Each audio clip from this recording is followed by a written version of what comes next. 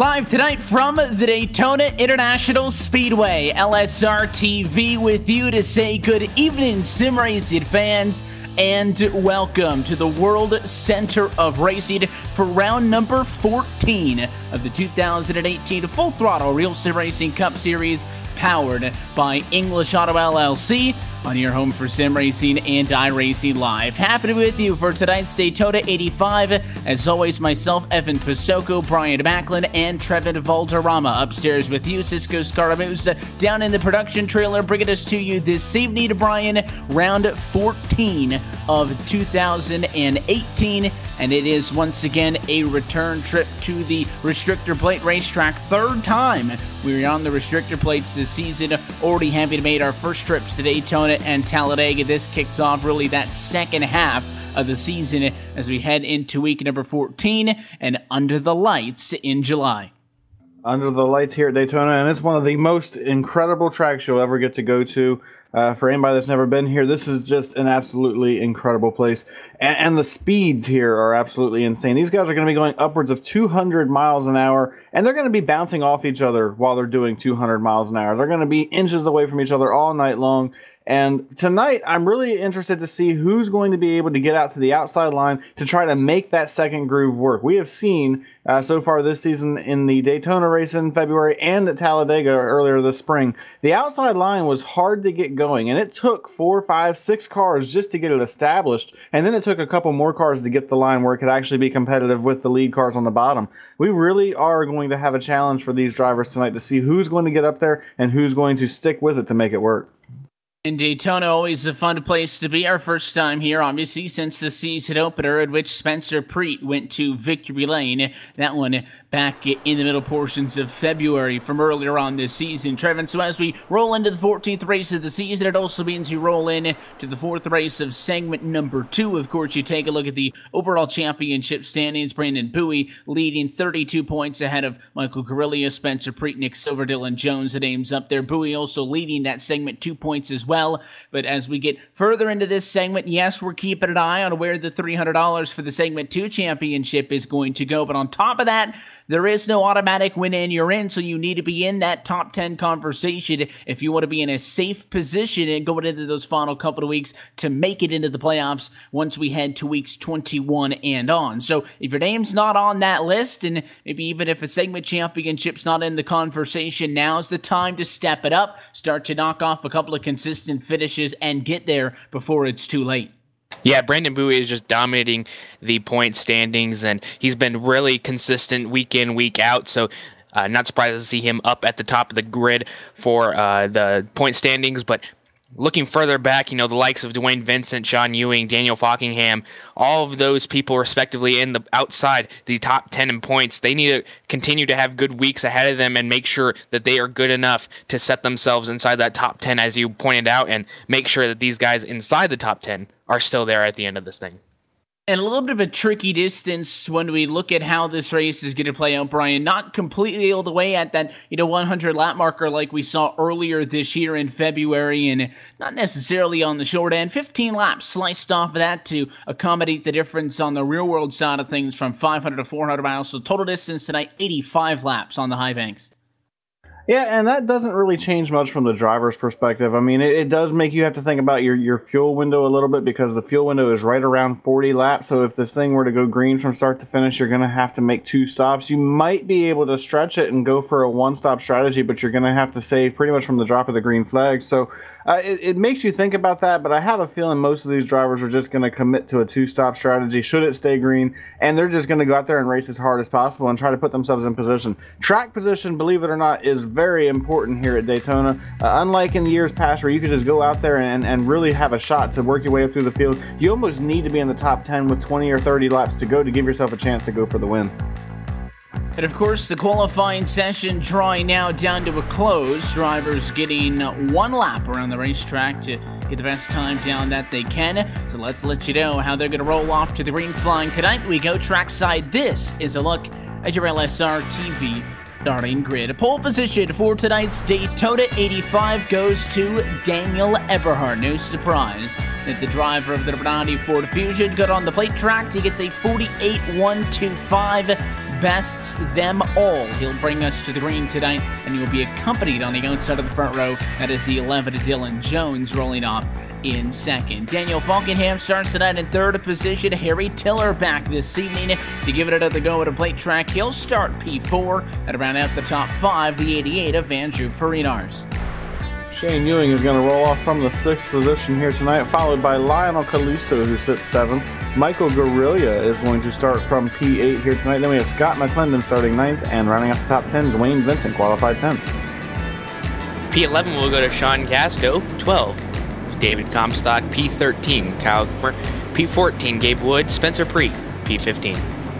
Continuing on through, Michael Cozy Jr. going to be alongside his buddy and Spencer Preet. Those drivers making up row number 8. Cozy rolling off from 16th position. Richard Reagan Jr. starts 17th tonight. Andrew T. Jones at 18th. Brendan Kohler 19th. And to make it nice and even, final car to take a time to qualify P20. Heading outside of row 10. That one goes to Brandon Bowie, who again comes into tonight at the top of the championship. 21st goes to the number 24 machine of Nick Silver. Then we have in 22nd Brian Chambliss. Austin Coop is 23rd, followed by Rodney Walford in 24th. Troy Haight starts 25th and 26th, and rounding out this 26 car field is Braden Whitaker starting P26. Going to be a look top to bottom at your LSRTV starting grid. Trevor, to be talked a little bit more about this Daytona International Speedway. 2.5 miles in length, 31 degrees of banking. Yes, we know how it races, but as always, in comparison to Talladega, a little bit thinner, a little bit shorter. But in comparison to the race earlier this year in daytime conditions, not tonight. Sun's down, lights are on, a little bit cooler, maybe a little bit more grip out there as we race on a little bit of a shorter schedule, as noted, 85 laps getting set to kick off. Yeah, and the difference between tonight and the first race of the season is that this racetrack has a lot more grip up top. I noticed that the first race of the season had a little bit more grip down the bottom, but I'm excited to see a lot more guys run up towards the top of them. Pace car down to the safety of the pit lane. As always, we're happy you're spending a Monday night with us at LSRTV in iRacing Live. Green flag in the air. We're off and away from Daytona, round 14 of the Real Sim Racing Cup Series on 2018. As always, coverage on LSRTV brought to you by English Auto L.L.C. First time up to the gears in 1 and 2. The outside not dying off all that fast. A little bit of separation once you get back to the 32. But a 17, that's Guerrilla going the wrong way down the Daytona super stretch as Eberhardt, your pole sitter, with help from Falkenham, lead to turn 3. And right now on the outside line, you've got just the number 11 of Dylan Jones and the 69 of Harry Tiller. And now you see Lionel Callisto jump up into that outside line, trying to give them a little bit of help. Dwayne Vincent is right there with them as well. And if they can get this line established, as you see Harry Tiller drop to the inside line, I was about to say if you could get this line established early, they'd have a chance. But already we're seeing these guys fight for the bottom of the racetrack. We're down to just 4 cars on the outside line versus everybody else on the inside line. And with the separation that we see right now, Evan Pasoko, you're not going to get much of an established outside line because they just cannot get organized this early on. And that's really going to affect how these guys are able to get to the front. Immediately out of the gate, no doubt, inside line is going to be the place to be. So we'll see just how many cars fall off in the back end there. That 97 to Lionel Callisto going back on a 3rd lane. So really not many cars left up top. Everybody trying to get down low. And again, pretty difficult to blame them. 23 drivers taking the green flag in this one. Whitaker, Wofford, Haight to end the session, but did not take to the green flag. We'll see if maybe these drivers are able to get that sorted out soon, but we're already going to be talking about a 3-lap difference. So a tough break for those drivers if they're even able to get back into the session at all. The only 2 cars up on the outside of the racetrack really anywhere. Top 10 though, if you I guess include that 97 to Callisto, still falling back at the outside, who just now finds a spot in line. So now they are the only 2 cars up top. Jones trailed by Vincent. 2-car tandem doing a pretty good job of getting up side by side with your race leaders. Yeah, and the thing that I am finding impressive about them up there is, you know, it's very interesting to see these guys battle it out. And the 2 cars up top, you know, it's really interesting to see how they're working together. And you know, they only have 2 cars up there compared to the whole entire full line behind them, and they're being able to stay up pretty close to them. The 11 of Dylan Jones obviously leading this with Dwayne Vincent right behind him. They're keeping up with the front pack right now. I feel like the better run coming off the corner is what's helping them. And And trying to get into a little bit of a rhythm, I think, is another key thing here. Just maintain contact with the lead group. Looks like everybody in this lead group is part of the draft. Nobody ever wants to be the last car in line, so I'll keep a half eye on Andrew T. Jones in 23rd to see if he's able to stay with the cars in front of him. Again, without that draft behind you, it can become awfully difficult, Brian. But not all that surprised that because there's only 2 cars up top and essentially 21 down on the inside, as Eberhard stepped up a little bit, came back down. Not surprised those drivers are able to make that top line work as well as it is, because the guys on the inside of the racetrack aren't pushing on each other. There really isn't that much of a sense of urgency. Everybody wanted to get down to the inside of the racetrack, get in line, and just get into a comfortable position. So the 11 and 13, a little bit more aggressive with the pushing, a little bit more aggressive with that side draft, allows them to stay there. I'm not sure they're going to have any success as far as actually challenging for the race lead. The 90 feels threatened because he keeps stepping up to the outside, and now with Kamer in the 8 and the 37, a Preet up there now, maybe something can get going on the outside. Oh, and obviously Preet knows what he's doing. He did win back here in February, so he definitely knows how to get to the front and stay at the front. So look for that 37 machine to be pretty competitive all night long. And I was actually about to say that Dylan Jones and Dwayne Vincent are doing a good job, as you mentioned, staying close, but they were going to need at least 2 or 3 more cars to make it competitive. And now you can see here comes Dylan Jones. He's to the right rear quarter panel of the 90 of Daniel Eberhard. And if he can get a good run down the long back straightaway here, he might have a shot to contend for the race lead here, as he gets a great push from Dwayne Vincent. Vincent got right on his back bumper and gave him a great shot. That's going to get him up to the door of Daniel Eberhard, but unfortunately the run stalls out, and you can see Eberhard inches back ahead as they work through 3 and 4. Inches back ahead as they run down on the inside of the corner, bottom of the racetrack. No doubt the place to be off of the quarters is where you can use those 31 degrees of banking to your advantage. And you can see the outside line now come with a little bit of a head of steam. The curvature in the front stretch here with that tri-oval in between quarters 4 and 1, a little bit more of a sharper left-hand bend than it is at Talladega. I think a lot of that just has to do with that Dega. It's just a longer area, so maybe that corner doesn't feel quite as tough. But I find it difficult for drivers to be able to complete that kind of a pass up top headed down to turn 1. If you're going to get it and you can set it up well, it's probably going to happen here on the Daytona super stretch. You see that 11 car get about 3/4 of the way by. Of course, not enough to get all the way around the Downey machine, so we stay deadlocked side by side. But the outside line's growing, and the one machine of Daniel Falkenham, maybe some sort of a penalty, but he's going to duck out of line and head down pit road at lap number 7. We'll get an update on that if we can, but that's really going to hurt the inside line. And now the 11 of Dylan Jones going to go to the race lead. The 90 lost his pusher, and the 11 jumps all over that Jones to the point for the first time tonight, completing lap 7. A bunch of cars have come down pit lane. Evan, I believe that this was absolutely planned, but the 42 of David Comstock overshoots his pit stall. I believe that they're just getting gas and going, but that was really interesting. I think it's some sort of a strategy, because a lot of cars have come down pit road. A bunch of cars at the pit lane, Brian, very early in this one, maybe trying to set themselves up for a one-stopper at the end here, feeling this race might go green, try to get off cycle with everybody else. Yeah, I think what that was is they were just trying to get themselves away from the pack where they could just get in a single file line and draft together and try to establish a little bit of a pack that might be quicker than the lead pack right now. If you can get single file and work together, you can tend to be a little bit quicker than cars that are racing side by side for the race lead like we see right now. So I think that's what that was, but a big mess up for David Comstock, because he's going to pretty much fall a full lap down, it looks like, when it's all said and done. He might actually already went a full lap down because of the issues he had on pit road. So for the driver, that number 42, at this point, he's going to need a caution just to get himself back into this. But this battle up front continues to stay pretty exciting, as here comes Eberhard trying to work his way through some of the lap traffic. You see Austin Coop on the outside line going a lap down, and that made it 3 wide for a moment, and it also kind of hurt the momentum of the outside line. Eberhard had a shot at the race lead until that happened.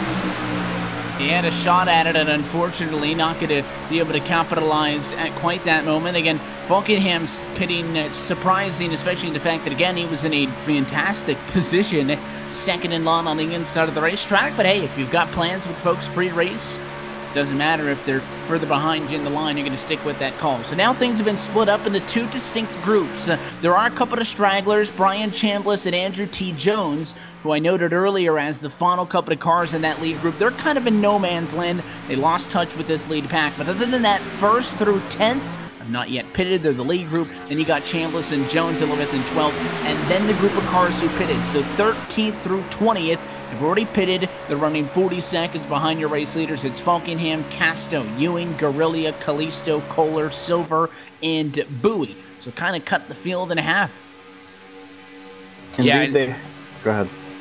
Yeah, it's a really interesting pit strategy this early on in the night with only about 8 or 7 laps into the race, but you got to try something different. You can't beat them on the track, and you know it's really interesting to see all these drivers still stay up with each other. 3 cars still on the top side. You'd think that they'd want to drop down to the bottom and just keep on running away from that lead pack so they get a good enough distance on them so they know they have a good buffer from when they're pitting and make sure that everything is good. But for right now, they are racing strong and still fighting for that lead with the number 90 of Daniel Eberhardt still on the top side and Dylan Jones leading the lower line. Michael Cozy Jr. trying to figure out which line he wants to go with Spencer Preet right behind him. He keeps on looking high in the corners and then back down to the low side going down the back straightaway.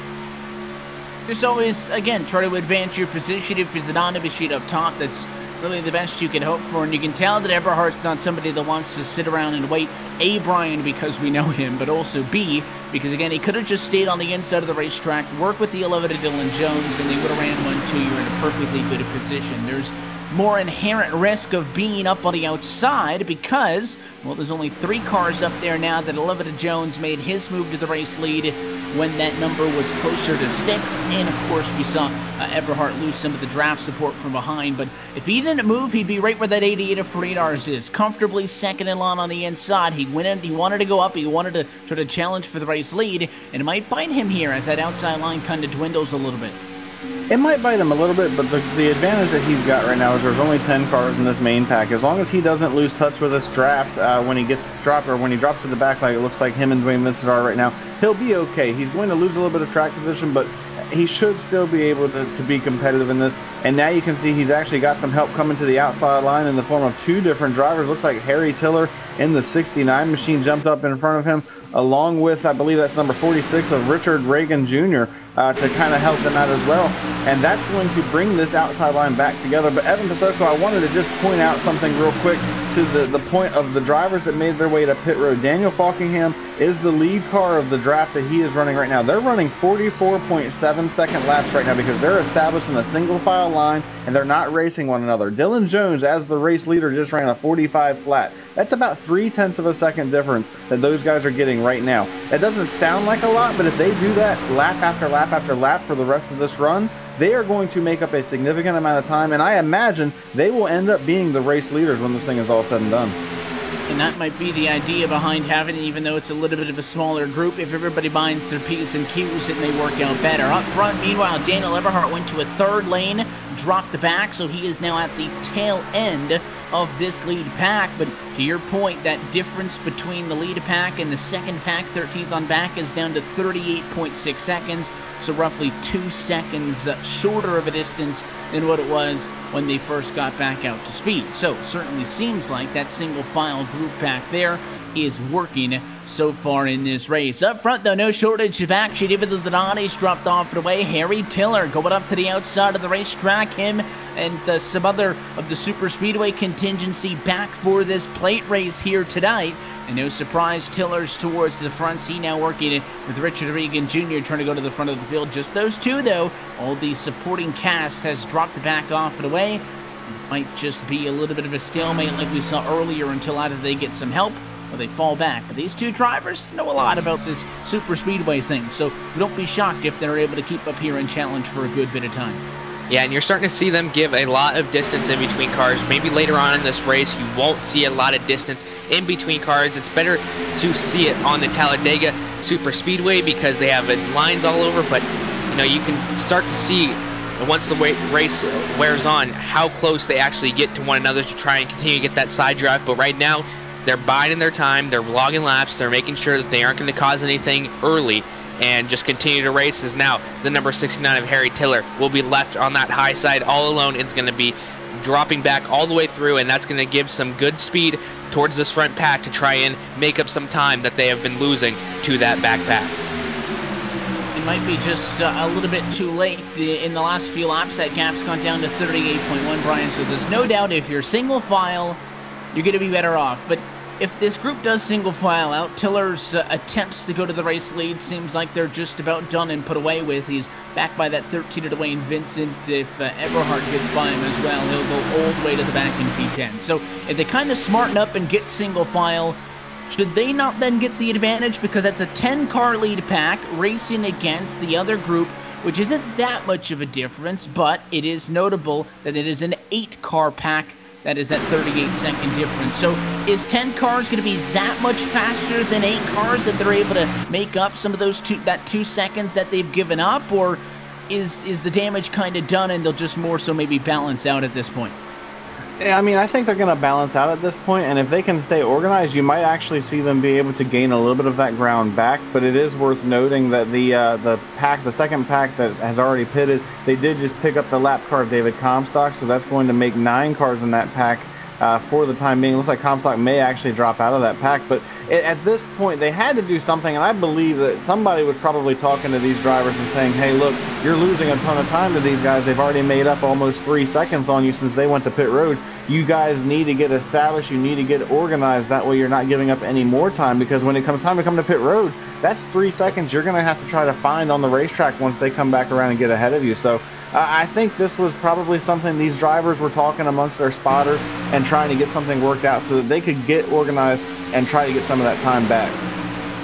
So we saw the drivers come down to the pit lane again very early in this one, just about 7-8 laps into it. That left them with about just under 80 laps to go, somewhere in the 78, 77 lap to go ballpark. So if that's the idea, and in theory you would then come down pit road one additional time, then you have to make it to the lap 40 marker or so to be able to get to the end of this race. Now, what cutting this race in half has done, Trevin, is kind of taken away the conventional fireworks that you'd see all race long at Daytona. Might be a good thing. We might have more cars to finish this race than what we saw a couple of nights ago in Daytona Beach, but it's very much now a strategy-oriented race. The drivers up front were racing hard, battling for the race lead. They saw what was going on behind them. They've put that behind them, and they are now essentially working together. I'm not sure that I'm used to seeing 10 cars working together and 8 cars working together this early on at Daytona. Yes, 85 laps, still a good amount of distance. We're just about going to cross quarter distance the next time around the racetrack, so plenty of ways to go as we continue to work so far caution-free through this Daytona 85, but certainly a different complexion than what we were, I think, expecting to see after how competitive things were getting with the side-by-side about 5 laps in.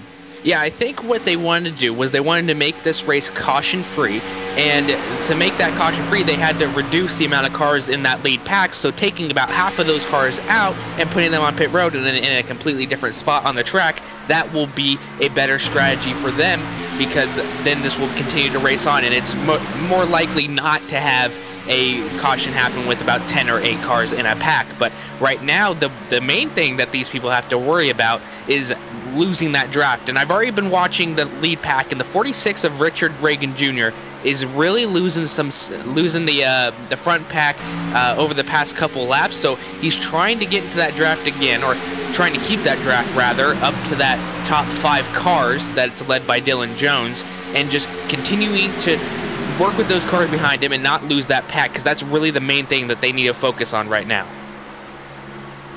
You can see the 42 machine as your race leaders catch on up to David Comstock, who is going to go 1 lap down. The driver, the number 42 machine, was for a little bit there actually part of the draft with the drivers who had already completed their cycle of pit service as he was running with that pack, and unfortunately for him, he was just hanging on to the back end, so he's dropped off to the rear end of all of that. So he's currently running 2 laps down, 23rd position, obviously off cycle. And if he's lucky, maybe tag into the back end of this lead group, taking him a little bit of time to clear him, and some contact with the 42 and a 60 Dodge machine. Maybe 42 wanting to interject himself and not be the last car in that line, and you can see more contact, Brian, not for position, but a couple of drivers who have met previously this year.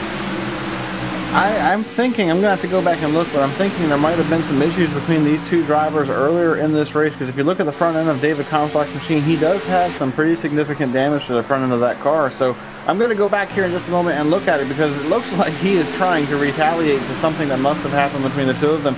And that's actually going to be very bad for Harry Tiller, because at this point, these two drivers have lost that draft pack. I mean, Comstock is still just barely hanging on to the back of the number 90 machine, but it's going to be very difficult for these two cars to suck back up and get back into this main draft, which is also going to hurt the rest of those cars up there as well, because you do not want to lose any cars out of this main pack. That will slow the draft down, and they were actually beginning to run just a little bit quicker than that second pack. They were beginning to cut some of that time back down, but in the last couple of laps, that second pack led by Daniel Falkingham has managed to cut that back down to 37.5 seconds. So this has kind of been something that has messed up this lead pack trying to make some ground up. It's definitely discombobulated him a little bit with him holding that inside line. It took a good amount of time for everybody to get completely around him. And again, Comstock has successfully done what he set out to do, and that was slow Harry Tiller down a little bit with some contact in the side draft. And for the 69 on that outside line where everybody was passing, couldn't complete the move, had to tuck it behind him, and that gives that 42 car a little bit of insurance. But it did cost them some time, and it continues to cost that lead pack some time. A 44.737 for Dylan Jones. The last time by, it was a 46 for Brian Chambliss the last time around the racetrack, and then the leader of the last pack, a 44.682. So you're looking at about a tenth of a second advantage for the drivers who are still further back in the group that have already come down to the pit lane. Their magic number to get the pit road would be closer to lap 45, so the lead group may be waiting 15 laps for them to come down. That secondary group may be waiting 20 laps for them to come down to the pit lane. And again, I think a lot of this is stingent on if they're going to be able to remain under green flag conditions. And I'm just about to say that the only thing that could get in the way between us and that right now, Trev, is going to be contact between the 69 and the 42, and there just was some. Comstock really had to check up, and Tiller, obviously not favoring the contact from earlier, did not lift, gave the 42 a good shot into the back end, and the 42 now sinking to the bottom of the lake as he falls back, and now a caution flag is going to come out. Just as we say that, it's on the back straightaway. Michael Guerrilla in the number 17 Chevrolet is around. He and the 32 of Shane Ewing. Wow, and that changes absolutely everything, because for this pack, they had set themselves up to possibly be the lead pack when it was all said and done. But now they're going to have to come to pit road with everybody, because they have to get back on a fuel sequence in order to be able to actually stay competitive for the rest of this race. But man, that wreck right there, that looks kind of what we saw Ricky Stenhouse doing on Saturday night, because Guerrilla just hooked the 32 hard left down the back straightaway. And I'm not really sure what happened there, but maybe he's trying to channel his inner Ricky Stenhouse here tonight. It's a tough break for those guys. I was too busy watching the little bit of a sitcom drama unfold behind, but we simply didn't notice that that secondary pack that was making up so much time, well, they were kind of drafted really aggressively, and you know, a couple of cars get together, two drivers around it, and just like that, a caution flag comes out. So the big thing for here is, Trevor, the drivers who had already come down to the pit lane, they now gain nothing. They just gave up their positions. They're not going to be able to make it to the end of this race with one pit stop, and that's it. Now, I guess you could stay out here to get those positions back and, in theory, still be in line to be able to make it to the end of this race with one stop, but I wouldn't be all that shocked if they come down to the pit lane anyways, and then everybody would still be on a one-stop strategy once we restart. We'll have to wait and find out. Pit road going to be open this time. Yeah, I think what's going to happen is they're just going to pit with these guys and then maybe just try to pull that same sequence off again and hope that it goes caution-free, maybe discuss amongst themselves and say, hey, we got to settle down if we want this to work. Who all comes down pit road with the leaders happening right now? I believe that most people will come down. Second group staying out. So they are going to go for that. Everybody in the lead group and the two stragglers coming down to the pit lane. But that group of cars that weren't involved in the accident, those that made it through all the chaos, Brian, they are going to forego coming down and taking any additional tires as your race leaders come down to the pit lane. and in the case of Dylan Jones, also forgoing tires for fuel only. So everybody wants fuel. We talked about the cooler conditions, less abrasive on the tires. That second group may not lose everything because they skip pit road, and they're going to stick with their strategy of one more pit stall to the end. They stay out. They will cycle in front of what was the lead group. Well, that's where, much like what Trevin said just a moment ago, is they know they still have to come back to pit road again at least one more time. Why not do what they've already done? Stay together, stay in a draft together, and then they can come to pit road off sequence from everybody else once they know they're in that window to go to the finish without having to come back to pit road, and try to do the same thing they already did once again. We saw how successful that was for those drivers because they were able to cut almost 3 seconds off of the lead pack from the time they went to pit road to when they got to this point. So they definitely can make it happen if they work hard enough. They just have to be a little bit more, or a little bit less aggressive rather, because they don't want to have another incident like what happened here just a couple moments ago. And the irony in all of that is, I still think, again, they're going to end up arguably in a worse position because I feel like the time that they had made up, that 2 or so, maybe 3 seconds at max that they had made up just by cooperating in the draft with one another, that is going to not be as, that was a better advantage, I would say, than restarting in front of this group, because that group just get a tag on. You're basically now in one large pack. So the irony in it is, Trevin, everything was working good until their own cars in their own draft are the ones that brought out the yellow and hurt their own strategy. Now, like I said, they stayed out. They're going to be in the front. They don't have to forfeit the positions. They actually may gain some. I still think, though, this is an overall loss for that group. And, the irony is, again, that you're a victim of your own circumstances.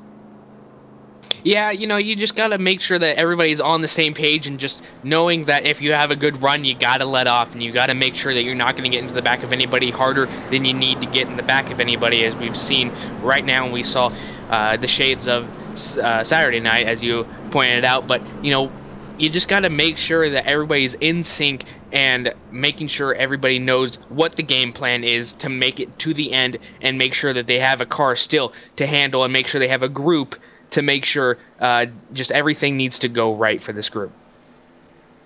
And we'll find out how that's all going to play out on the next restart. So you'll see your race leaders actually have to pit before the rest of the field, Brian. Now, if you're the drivers who just came down, you're in a very difficult position as well, because the other group of cars would have pitted early or at the back of the pack and just stayed out. They can still make it to lap 45. If anything, the yellow gives them a little bit extra if they were close. But if you're in that lead group that just pitted, well, you're not going to make it to the end of this race, so you also have to make one trip down to the pit lane. Do you just pit with this other group, or do you stretch it all the way and push it as far, maybe as closer towards lap 65 before you pit? Do you run it dry, try to take less fuel at the end and shorten up that final stop? If I'm one of those drivers, I'm hoping that I have a crew chief or a spotter that's telling me, look, these guys gained 3 seconds on us over the course of that run before the caution came out. And in my opinion, that would put me in a position where I'd say I'm pitting with them. I'm not giving up that 3 seconds again. So when they come to pit road around lap 45, I'm coming again. I'm going to make sure that I'm in that pack. And from that point, I know I'm good on fuel to the end of this race. So I think you're going to see a mixed bag when we get to that point. I think you're going to see a handful of drivers in this lead pack go with that group of drivers once they come to pit road. And I also think you're going to see a handful of drivers stick to what they've already committed to, which is run this thing dry and then pit when they have to. So it's going to be very interesting. I can't wait to see how this thing plays out. But though I have to disagree with you, Evan. I think this second group that's leading the field right now, I think they are at an advantage because they've already proven to themselves and to the whole field that they can cut down that time very easily. They cut 3 seconds off the lead pack, so they know they can do it again, and I think they're going to stick to that strategy in hopes that they can pull it off. Wave around as the lights go out on top of the pace car. Michael Guerrilla, Shane Ewing, Austin Coop all getting back onto the race leading lap. David Comstock, I believe, ends up getting 2 laps back total, but he is currently, I believe, still being scored 1 lap down. We'll see if he was able to make it back around to the lead lap as we get set for the restart in this one. Want to provide you, as we work under the caution of flying conditions, that coverage of the Full Throttle Real Sim Racing Cup Series is brought to you by Joel Real Timing, the official timing software of LSRTV. Whether you spend your time on the sim behind the wheel, on top of the pit box or from the spotter stand, JRT is the go-to software for iRacing timing and scoring analytics. As we go back at green flag conditions, no surprise, the one is the first one onto the gas. Casto tucks in line. Big thing to watch, Trevin, those cars on the outside of the racetrack. How quickly do they abandon ship and go down, or do they want to stay up top? So far, first two lanes getting to the inside, really spread out first time through 1 and 2. Yeah, Dylan Jones is really the only one, with the exception of Scott McClendon, up on that top lane in the first pack that pitted on pit lane. The 88 of Andrew Freenars is also going to try and go up there as well. Maybe just catch up and give him a little extra room for that 11 to slip down. But, you know, exactly what you said, these guys need to get down, need to continue to battle with themselves and pull away from that back group that we've seen. And I'm not sure, you know, these guys need to bank on the fact that there will not be another caution, because I believe if there's another caution, this might just screw up their whole entire strategy that they have going on. But we'll see how this all works out. The 11 and 88 working together, maybe going to try and come down. Yes, they will. So everybody is in a line right now. Ooh, the 11 nearly maybe got a little loose, but is able to save it and keep it straight. All he hopes for is just to be able to keep it onto the racetrack, obviously. Some treacherous times off for the race start, but it seems like everybody now has some sort of a number that they want to hit, because everybody cooperating single file, top to bottom, with the exception of maybe the 17 of Machida Grillia, the 32 of Shane Ewing, who are all the way at the back of this single file 22 car long train, who has now completed 33 laps from Daytona International Speedway. So we saw immediately those cars from up top dive down to the inside of the racetrack. You thought that they did it at a quick enough pace early on this time, and nobody wanted to challenge down low. And I still think that this is going to come down to kind of what we saw earlier on, Brian. We had seen that first group come up down to the pit lane and separate themselves. In theory, I guess they could all come down at the same time, but I'm expecting that you're going to see the same drivers stick together, which is why nobody wants to go outside, get stuck on the outside of the racetrack right now. You might even see some drivers intentionally drop back a little bit to get with some familiar faces. Well, I was just sitting here thinking about it, and if you pay attention to what's going on right now, because the caution came out when it did, Daniel Falkingham and the group of drivers that he was with, they have all established themselves at the front of the field. If we get a pit or a caution after these guys come to pit road again, if anybody that has not come to pit road after the caution is going to have to come in. They're going to give up all that track position. You see Dylan Jones, he was the race leader when it was before this caution came out. Now he's sitting back in 6th position. 6th position doesn't sound all that bad, but we have seen how difficult it can be to get to the front of the field. You've got to have 4 or 5 cars line up with you to be able to actually contend for the race lead. You can get up there and get even with the 2nd or 3rd place car in line, but in order to challenge for the race lead, you're going to have more than just a couple of cars up there. So I think that may force the hand of all of these drivers to come to pit road when Daniel Falkingham and the rest of the drivers that he's working with elect to come to pit road, because they cannot afford to give up that track position once again, especially closer to the end of this race. We'll see if everybody has their minds in the same place, but you've got at least 10 laps before we start really taking a serious look at drivers within any sort of win. I just wanted to note that David Comstock is still that 1 lap down. Of course, you can see all of the intervals going across the top of your screen, but he only was able to get 2 laps back. Still good news for him, 1 more yellow. He'll be back into the conversation, but he's 1 lap down, 23rd. Other than that, all 22 other cars are running on the lead lap, and relatively competitively so, still within 3 seconds of one another. Looks like Coop and Reagan out of the back end might be dropping back just a little bit, but single file towards the front of the field. Everybody has been working together for the most part all race long with 167, 24, 36. That's that kind of the founding fathers, if you will, that first group that came down to the pit lane. They're all working together and actually seeing a tad bit of separation between that lead pack and Harry Tiller. The top 9 were separating a little bit. Cozy, I think, could have dropped back and helped the 69 out a little bit. Some of those super speedway cars stinking together, making sure that nobody gets hung out in this.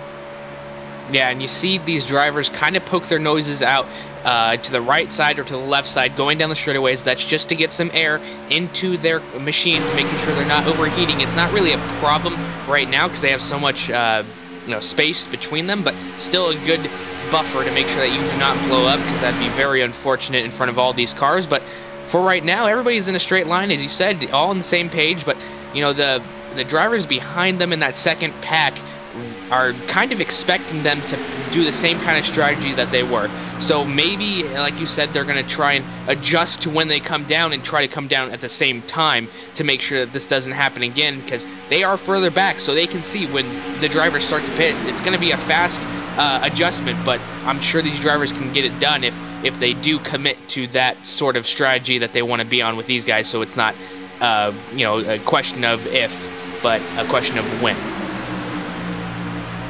And it should be soon, but again, no way to tell. We talk about on that, Joel Real Timing Plug all the time, Brian.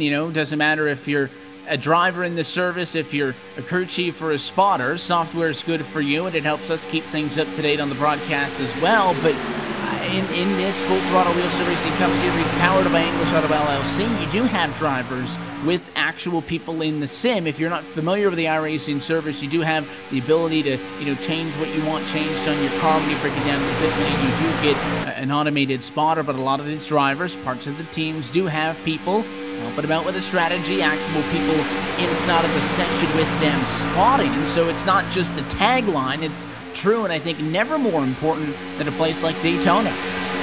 And having a live spotter, especially one that you can talk to and communicate with the way that drivers like that do, it really makes a big difference. Because while the automated spotter that iRacing provides is very good, it's not a live spotter. It has pre-recorded messages. It tells you based on the information that the sim gives it. Where a person that's sitting here watching it can actually give you live, real-time data on what's going on around you, and they can give you a lot better feedback than what the spotter that iRacing provides you with. And I can tell you from being on the team that I'm with right now, we have done that for years, where we'll get into a race and we have somebody that comes in and we take care of that spotting. I'm teammates with Adam Gillen and Timmy Hill for the Peak Antifreeze Series, and when we're there on Tuesday nights, we jump in the server and we get in there as spotters, and we try to give them as much information as we can to try to make their night as easy as possible. And it really does make a difference, and I think that's something you're going to see a lot of these teams doing throughout the course of this year, just because of how much it does help. And as you mentioned, you also have the crew chief function, where if you're in an open setup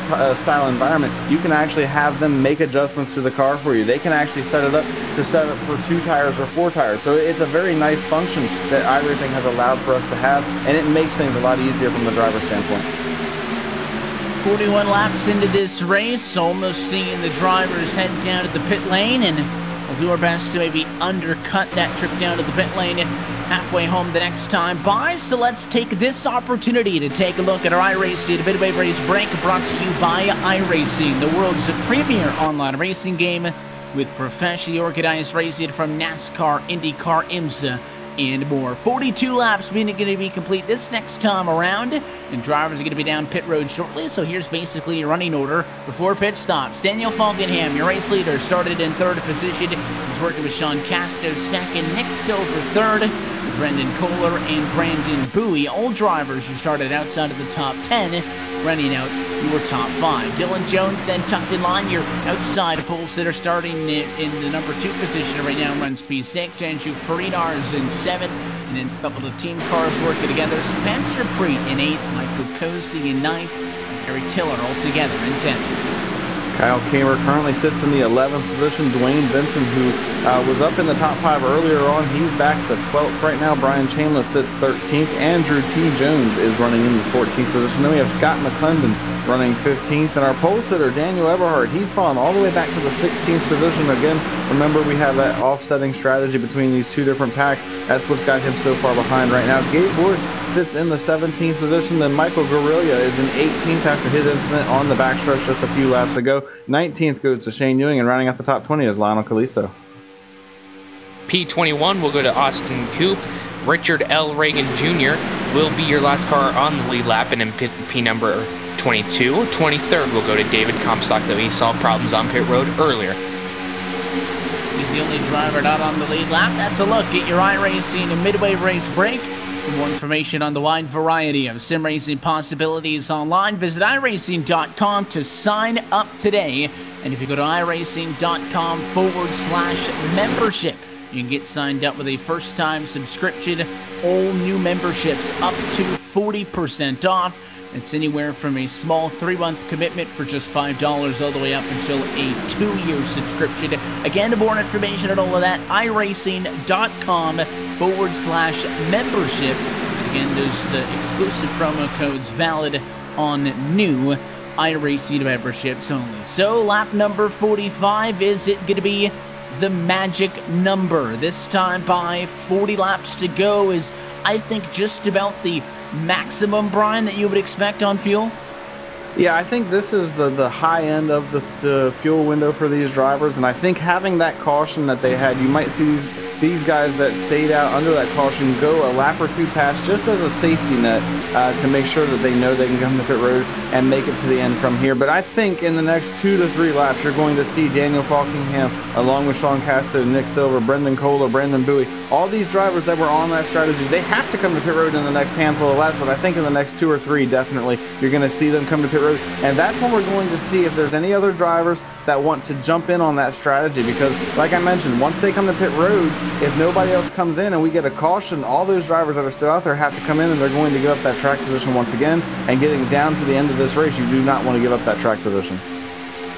Track position is going to be key. Daytona maybe one of the few tracks where you can take a lot into your own hands late in the going, but you can certainly make your life a lot easier if you don't start behind the 8 ball per se. And another trip by the pit lane, and another time the drivers continue to stay out. The question again remains, are we going to see a majority of the field come in, and the drivers who I think had to have known, Trevin, that yellow maybe bailed them out a little bit, despite the fact that they did have to come down to the pit lane and lost spots on track. I think that being, 13th position right now and 1.1 seconds off at lap 47 is much better than this race having gone green and going to, 20 laps to go, 4 seconds back. Because that's kind of where things were headed. So I'm curious if those drivers, spooked by that, maybe just want to come in with everybody else, or if they are going to run a little bit longer. We'll find out. Here come cars to pit road. Falkenham's going to come down pit road. Casto, and looks like it is going to be that split that we expected. So it is going to be Casto, Silver, Kohler, Bowie, Preet, Cozy, Comstock, Wood, Guerrilla, Ewing, Callisto, and I think Coop are all the drivers headed down to the pit lane. So they remain in that split of 2 packs from earlier. Yeah, I'm pretty sure that everybody made it on safely, but the double O had a little bit of problems coming down into pit lane, but he's also having problems in his pit stall, did not get that first shot, so that's going to cost us some time. We've already seen that happen to David Comstock, so let's see if he as well loses time. See now just how clean that other group executes on the pit lane, Brian. Looks like they're almost split up into 2 packs with, Falkenham, Casto, Kohler, Silver, and Bowie maybe pulling away from the likes of Comstock, Coop, Guerrilla. We'll see if, I don't want to call them stragglers, but I mean, the thing you have to keep in mind is even if you're 2 car lengths behind somebody on pit road, they're accelerating off of the pit lane that much sooner than you, and that might split this pack up, which could hurt them if they're not able to group all back up in one pack. Obviously, the strength of numbers, you see your race leader is going to buy a handful of them now. Those were the ones that were a little bit behind. I don't think your race leaders are going to catch the first set of cars that came off of the pit lane, so you're already talking about a 4 or 5 second difference, which really could have equated to simply 4 or 5 car lengths on pit road. Yeah, and I think right now these guys could be in trouble because they are not as organized as they were in the first run. They don't have as many cars. Brandon Bowie, David Comstock are actually about to fall prey to the lead pack, which would knock Comstock back down to 2 laps down and would knock Bowie a full lap down. As you see, Dylan Jones and Andrew Freenars are right on their back bumpers now as they work down the back straightaway. But this pack in front of them, it's only a handful of cars, 5 cars, and they are not organized at all right now. And this is not going to work. This strategy will not work if they cannot get lined up and get going into a rhythm. They were a lot more organized on the first one. They also had a handful more cars. They had, I believe, 9 cars in that pack where they only have 5. So these guys could be in trouble here, and now they could be the ones hoping for a caution just to get themselves back into the picture. And how the tides may have changed when it's all said and done, but the split is quite clear. 9 cars continue to be the lead group in this one, and you can see a little bit of funning going on. The 43 Abandoned Bowie is actually a lapped car down on the inside of Farinars. And you can see the 11 wants to help him out. Dylan Jones went up a lane to pick the 88 up in the draft, trying to pull him around Bowie. Right now is one of those cars who got lapped. So is Coop, Guerrilla, Ewing, and Wood. So they've kind of molded themselves in with this lead pack, which could equally hurt the lead pack, Trevin, and almost maybe negate the issues that we were talking about with the group that already came down to the pit lane. So both sets of cars on the racetrack right now experiencing their own problems. Lap traffic coming up the 97 down low, and there's nowhere to go for the 43. So another car blends in with the lead pack. Yeah, it's just becoming a big mess right now. As Brian was saying, these guys are most likely hoping for a caution now. They've really just didn't execute as well as they did the first time, and now it's just really a mess. They aren't able to keep it in line, and now just having to battle around all these other cars, and it's just really costing them a lot of time. Only 17 cars on the lead lap as opposed to what we saw the first time with just a couple cars, but it's getting pretty bad out there for that second pack that came in and pitted a little early. Side by side, the race leaders actually tended to be up on the outside of the racetrack. Dylan Jones in that 11, the 80 of Frenars, the 8 of Kamer, the 13 of Vincent, and then it was the 60 of Tiller. So Tiller and Eberhardt kind of deviating from the course. They're going to go down and work with those 3 lapped machines. The 97 machine of Lionel Kalisto, not technically a lap down because he's in front of your race leader. Same thing's going to be for Brendan Bowie shortly. And then that 42 machine of Comstock, as we noted, is a lapped car as well. This is all messing up the plan of this lead pack, who we thought might have been in a better position because they were all grouped up. And you can see now, though, they have caught up to additional cars, catching all the way up to the back end of Brian in that secondary pack. So now those guys in a dangerous position, because now that they're technically one big pack, you could see your race leaders actually start to lap some of those cars. Yeah, and this is where they're not going to have the opportunity to make any time on them, because now that the lead pack has caught them and they are one big draft, they're not going to break away very easily. It's going to take a miracle for these guys to be able to separate from the 11 of Dylan Jones and the 88 of Andrew Frenars, and we're actually seeing a lead change right now as Harry Tiller goes around the number 11 of Dylan Jones to assume that race lead. Dylan Jones jumps in line in front of Andrew Frenars and Daniel Eberhardt, but Harry Tiller, as crazy as this all looks right now, he is now the race leader here. So this is not going to work for Daniel Falkingham, Sean Casto, Brendan Kohler, Nick Silver, Kalisto, and Bowie, unless they can find a way to somehow get separated from Dylan Jones and Harry Tiller, Andrew Frenars, and all these other drivers. That's their only hope at this point, is that they can somehow manage to break away and begin to break that draft where they can start to gap these guys. But they're going to have their work cut out for them, because it's not very easy to break away from a group of cars once you're bunched up like this. Certainly not the case, and again, a lot easier said than done. So if you're having any issues distinguishing who's the lead lap car, who's the lap car again, the numbers up at the top of the screen on the ticker will let you know what the actual running order is. But right now, 1 through 9 on track have yet to pit. 10th through 18th have already pitted. Many of those cars are in the same pack as one another. You could include Coop and really 19th as well through 23rd in the pack of cars that has already come down to the pit lane as well. They're just more intertwined in that lead pack. So a lot of it probably very difficult to follow for most people. Trevin, the 90 is your race leader. You can find him in pack very easily because he is in front of the green number 8 of Kyle Kamer. But things are going to be very clear really any time when those cars decide to come down to the pit lane. The group still that is yet to pit can pit at any moment and be within the window to be able to make it to the end of this race. Down now inside of 29 laps to go the last time by, well inside of their window. But because drivers have not been taking tires, I'm thinking they're probably going to run as far as they can, at least another 10 laps. Try to save themselves maybe a second or two on the pit lane.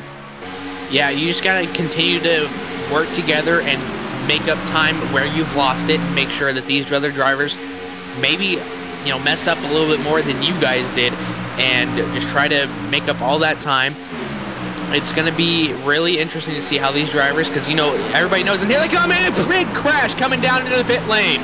A lot of smoke, cars dive back up onto the racetrack, and so far, no caution. Casto will make it down to the pit lane, but there was contact between the 36 and the 67. Sean Casto got turned.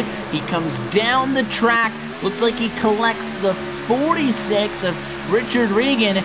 Those two cars spin down on the apron and somehow do not speed into pit road. So there is no yellow. They will not get a penalty, but all of that damage is really going to hurt them. Well, and bigger problems for Andrew Freenar's number 88, because when that happened, he jammed on the brakes to try to slow down to avoid what he thought was going to be a wreck on the middle of the racetrack. The caution did not come out. He lost touch with the main pack, and now he's coming to pit road, it looks like, with a handful of other drivers. Looks like, yeah, our lead pack has finally elected to make that move to pit road. Dylan Jones, Harry Tiller, Daniel Eberhardt, Dwayne Vincent, the 64 of Andrew Jones, and then Andrew Freenars. But Freenars was about a second and a half off this lead pack. It's going to be very interesting to see if he has any opportunity to get out onto the racetrack with these drivers. Everybody in this group is on pit road, and you can see Harry Tiller's already down and away, Dylan Jones down and away, Eberhardt down and away, and Freenars trying to get rolling as quickly as possible as well.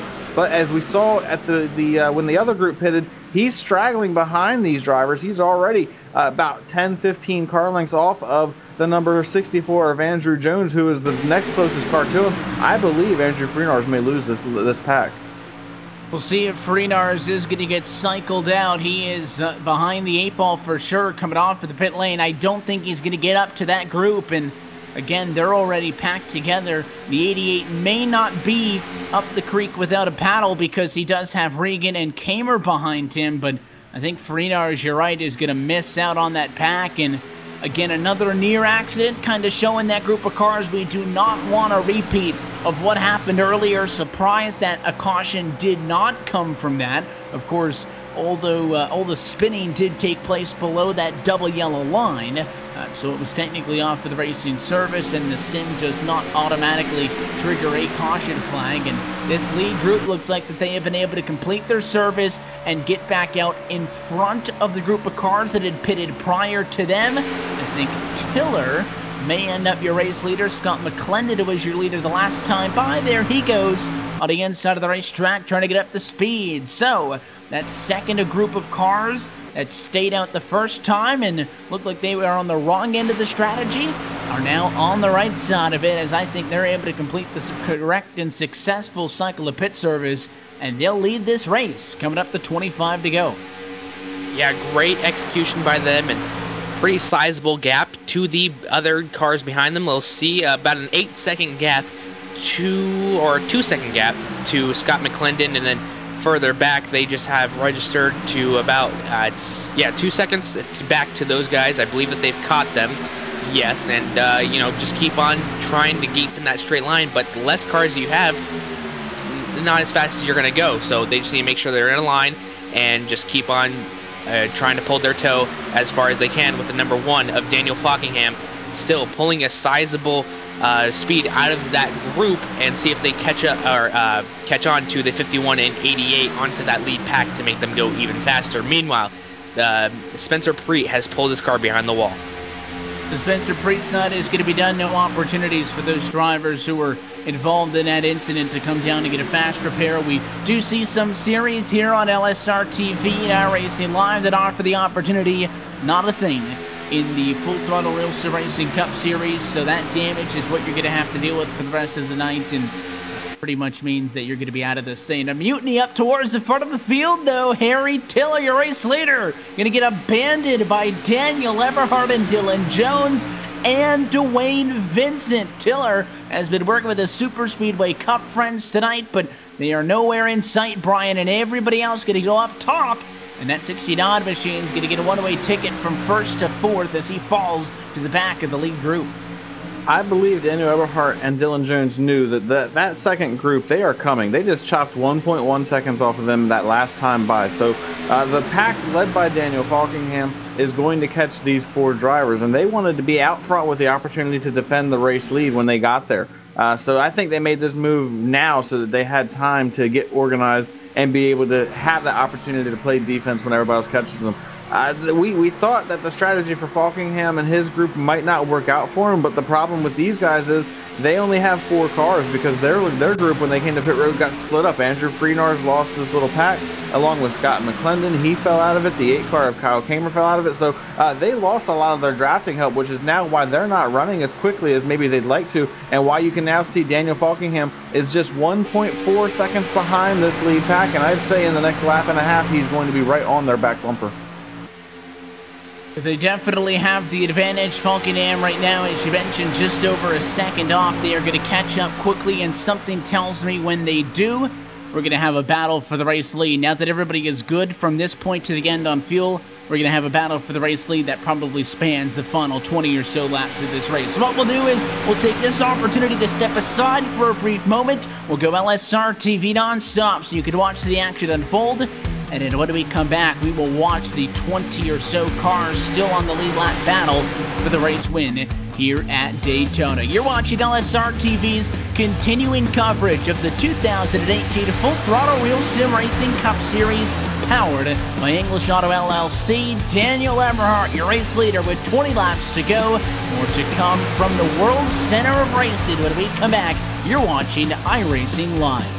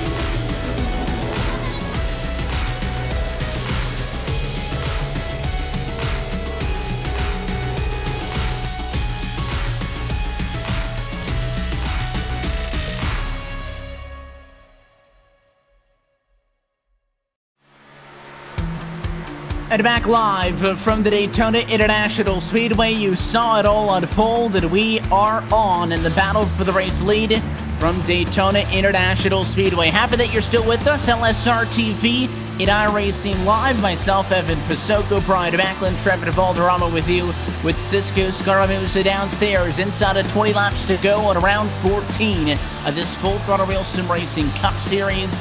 And it is now one big lead pack that is 13 cars deep. We expected this was going to be the case, and it is. And that 90 Daniel Eberhardt, Brian, already having to throw a couple of blocks high and low. He knows, and at this point, you're going to make that 90 machine as wide as you can. He's got everybody all over him. Indeed he does, and Daniel Falkingham has a lot of help on the outside line, and this outside line has really begun to establish here in the last couple of laps. And you can see he got a great run coming off of turn 2 with help from the 36 of Brendan Kohler. He gets door to door with Dylan Jones for second. Can he get to the leader of Daniel Eberhardt? Doesn't look like he's going to this time, but they continue to inch closer and closer, and with a little bit over 15 laps to go in this race, this is what you need to be doing if you're Daniel Falkingham and Brendan Kohler. Get up there and try to challenge, and here he comes. He's to the door of the number 98, Daniel Eberhardt. Now, can he challenge for the race lead? He's going to lead at the stripe here at lap number 70.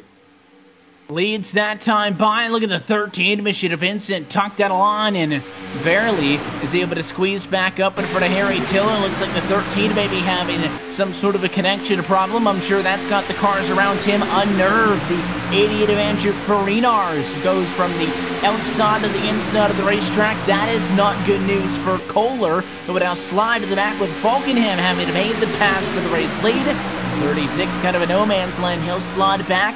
Get the Scott McClendon. The outside line will be back, but I'm not sure it'll be led by the 36 machine. By the time that top gets a run, would it be surprised if we see Eberhardt go back to the outside? Last time he was passed earlier in this race, immediately went back up and tried to make the pass back. Now, it didn't work, so that may deter him from trying it again. But if anyone's going to be aggressive enough to try it, it'll be the Donna machine. Watch for somebody to go low to high, try to grab onto the momentum that the outside line's got. We'll go 3 wide with a lap car on the inside. Eberhardt thinking about it, and he will stay down for the moment.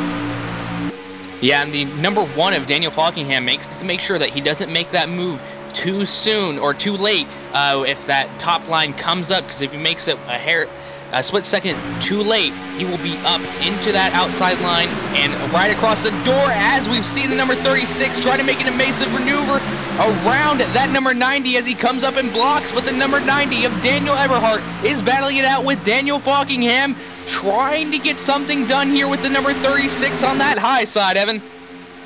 Trying to make something on the outside, just as I suspected. And on he goes up, and how about that? The tables have turned. This time it's Kohler going down to the inside of the racetrack.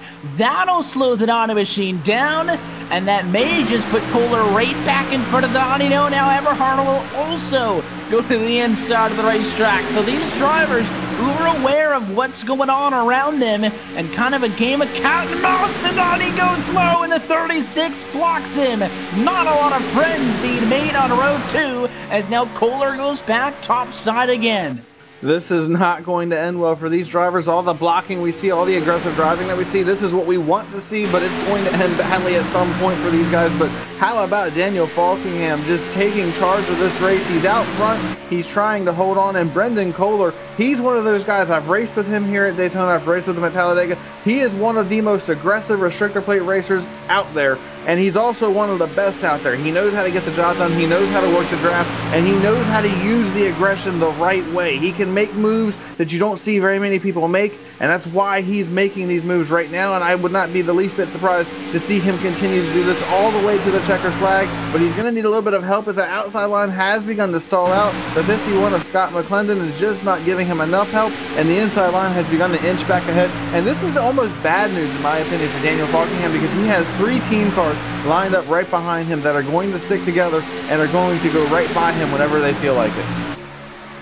And now they go again to the outside to get a couple of drivers working together, and just like they did to Tiller, they're going to do it to Daniel Falkingham, the 90 of Eberhardt, the 11 of Jones, the 88 of Farinars, and anybody else who can get down there to the outside. And then Jones tried to undercut Daniel Eberhardt, that on he throws the block, second big time. We've seen a big block on the inside of the racetrack, playing with fire. Next time by, 10 laps to go from Daytona. Not sure we'll make it that far. Yeah, it's just getting more and more intense as the race wears on. You know, that caution really threw a wrench in everybody's strategy here, and everybody has caught back up to each other. More cars equals just more chaos as the night wears on. Number 90 still holding that lead. It's only a matter of time before we see the likes of Andrew Farinars or Daniel Falkingham try to make that topside work again with the number 13 machine of Dwayne Vincent, but he is falling back quickly, going to fall in line right behind the 24 and in front of Harry Tiller. So it's really only a matter of time again before we see somebody try and make that high side work going into turn number 1 or coming out of turn number 4. As you said, 10 laps to go now. It's really getting into go time.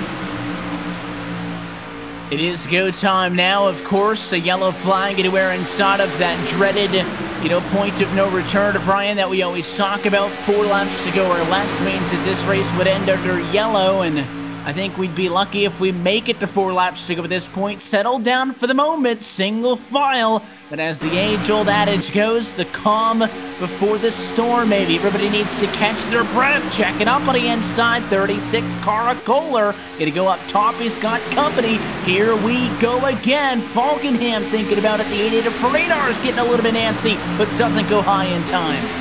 Timing is everything, and Daniel Falkingham, in my opinion, just timed that move perfectly. He's to the outside. He's got the run from the 36 of Brendan Kohler to push him, and now here comes Dylan Jones coming up to try to block. He goes back to the bottom of the racetrack, but that may have given the outside line just a little bit of help now, because there's only 3 cars on the bottom that are organized together. The number 77 of Michael Cozy Jr. is a couple car lengths off of those guys. You've got Falkingham and Brendan Kohler on the outside line, with Lionel Callisto pushing, as well as the number 24 of Nick Silver, and these guys are on their way. Here comes Falkingham to the outside of Andrew Freenars with a great run through 3 and 4, and now Brendan Kohler jumps to the bottom and then dives immediately back up.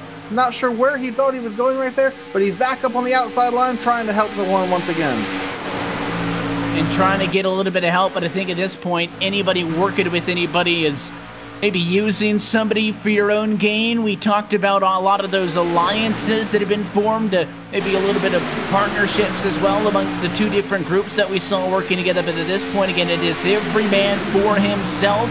It'll run to the end of Daytona. Only the 1 in the 36 up on the outside in contact. If they could get Callisto an extra car length up there, get Silver a little bit closer, they might be able to do something. But Dylan Jones, a critical role right now, Trevor, giving a good push to the 90 machine from that 2nd spot on the inside. Yeah, and it's just a question if he's going to be going up, if he sees that top lane moving, or if he's just going to stay with the number 90 of Daniel Eberhardt. And which Daniel is he going to work with, essentially?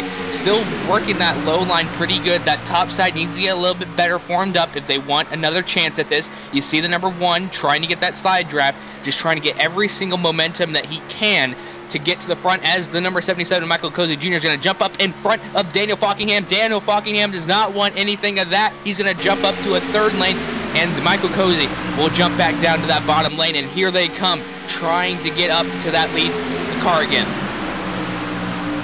3 car lengths right now is the difference that those drivers would have to make up. Lap car up top, not the first time we've seen Comstock in that position. All he needed was 1 more yellow to be able to get back to the lead lap. He will get lapped again, so he currently sits 2 laps down. Probably too far out of this thing to be able to get back if we were to get a quick yellow in time to even restart this race. Big milestone the next time by. It would be 80 laps complete. 5 laps to go from Daytona Beach, Florida. Another lap car on the outside of the racetrack. Richard L. Regan Jr. falling from 3 to 4 laps down. And once again, Brian, we get single file, which always makes me suspicious. Lead cars on the outside all the way at the back. It's Scott McClendon trying to go up top, but we all know that 2nd car in line, that 3rd car in line, that 4th car in line, and everybody else just waiting to make their move. I'm looking at the front 3 cars, and they're all team cars, and I don't believe you're going to see these guys go against Daniel Eberhardt until the very last lap. If Dylan Jones is going to make a move, it's going to be going into turn 3 or coming off turn 4, coming to the checkered flag. He's not going to make that move any sooner than that. Same thing with Andrew Freenars. Those 3 drivers are going to stay committed to each other for as long as possible. So it's up to Michael Cozy, it's up to Dwayne Vincent, it's up to Daniel Falkingham, who jumps to the outside once again. It's up to these drivers to make that move and try to make something happen, and we're down to it now just when we get back to the strike.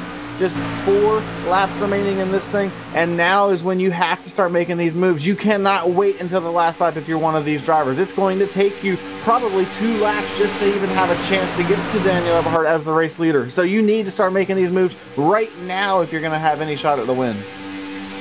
You do need a little bit of time to build up some of that momentum, but remember, now we're inside of that point of no return, and inside of that caution would be a race ender window, which means that, you know, aside from the team aspect, Trevor, which you totally understand, you wait to the last quarter, you spread them. Whoa, there's going to be contact! There goes Eberhardt, though! Caution is out, and this race is over just like that. And it seemed like an ordinary push, and all of a sudden the 90 machine hooked from the right rear quarter panel. Eberhardt into the outside wall, and lap 82 comes a caution flag. Yeah, it looks exactly like what happened Saturday night just caught him in the wrong place, wrong time, got that right quarter panel, and just sent him up into that outside wall. Very unfortunate that it was indeed teammates, and the leader, but you know, it's just the way super speedway races go. Very unfortunate for Daniel Eberhardt. He's going to try and limp it around. Sort of limp it around and maybe get to the end of this race, but I don't see any way in which this race will restart. And now the question is, Brian, as we discuss after this incident, is Dylan Jones going to win this race? Because anytime somebody is the cause of a caution, they get an end of the longest line penalty.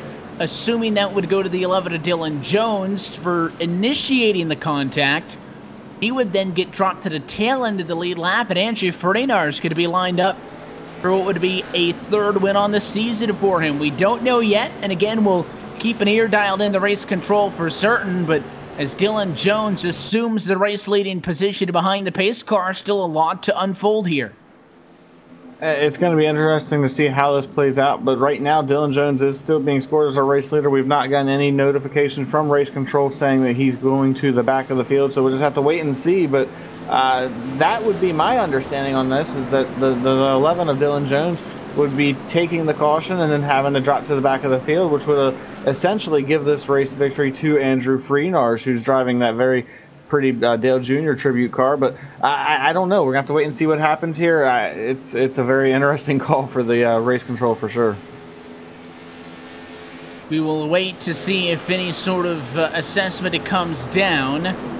I'm seeing that, wow, and you talk about, you know, drivers trying to stick together. We mentioned that the teammates wouldn't want to jeopardize anything, and to contradict my point, they immediately get into an accident, but it appears that Eberhardt is going to be the driver who comes over the radio, claims responsibility, which would save his teammate.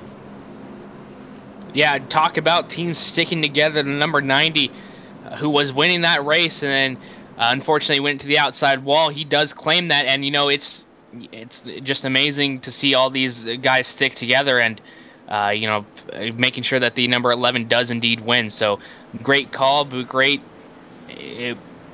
stuff here tonight.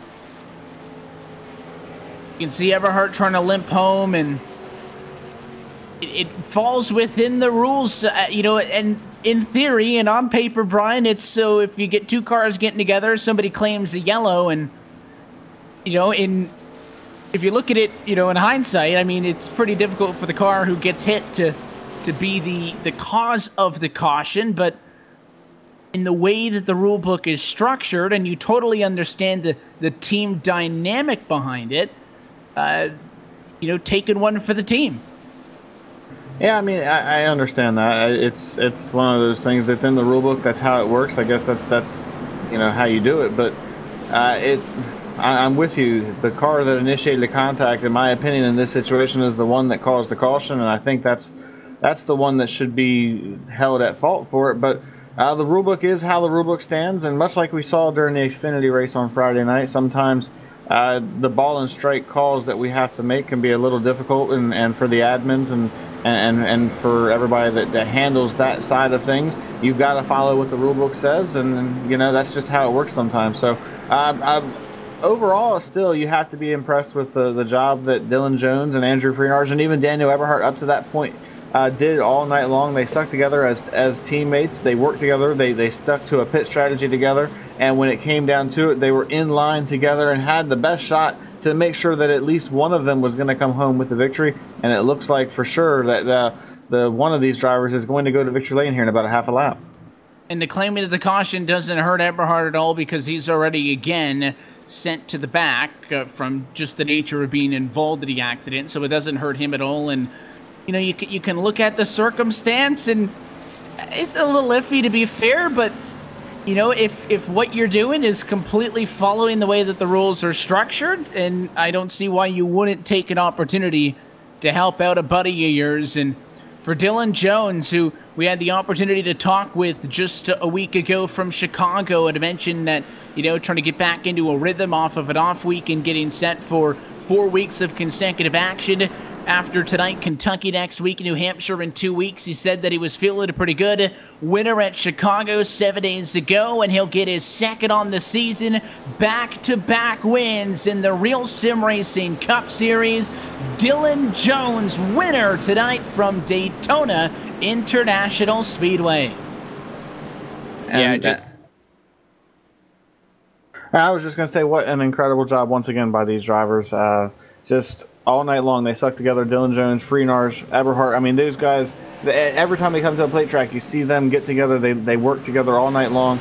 And that is the definition of a really good team, because you got to have that level of friendship and that level of commitment to be able to stick together like that and work together right to the very end of it. And this is what makes these guys so hard to beat week in and week out, not just here at Daytona and Talladega, but in general, because they work together, they practice together, they do everything they can to try to make sure that each of them has an equal opportunity to go out there and be competitive. And it's really incredible to see what these drivers are able to do every week. So the 11's got a long trip back to the front straightaway to get to some celebrating. And sometimes they can come in a fashion like we saw at Chicago a week ago, Trevin, and sometimes they can come in a little bit of different circumstances, but I think Dylan Jones is going to be happy either way. Yeah, he's having a little bit of fun with the winner right there, and starting him off early, and he's gonna finish burning it down right on that front stretch. The fans going crazy, and what a great race that we've had with the the interesting pit strategy that we had, and then the caution, and then another continuing of that pit strategy, and then it just falling apart on them, and that backpack just able to catch up to them, and giving some great racing for the fans by the end of this thing. And you just gotta love everything about this kind of racing. And sometimes things happen and it just doesn't happen the way that you want it to happen, and you just gotta live with it, move on to next week, whatever race it may be, and keep that head down. 11 celebrating in the grass. Next stop, Victory Lane. That is where we will catch up with Dylan Jones. We'll step aside with a final time. When we come back, it'll be the LSRTV post-race show. Dylan Jones, your race winner from Daytona Beach, Florida. We talk with him and the rest of your top finishers when we come back to LSRTV, your home for sim racing.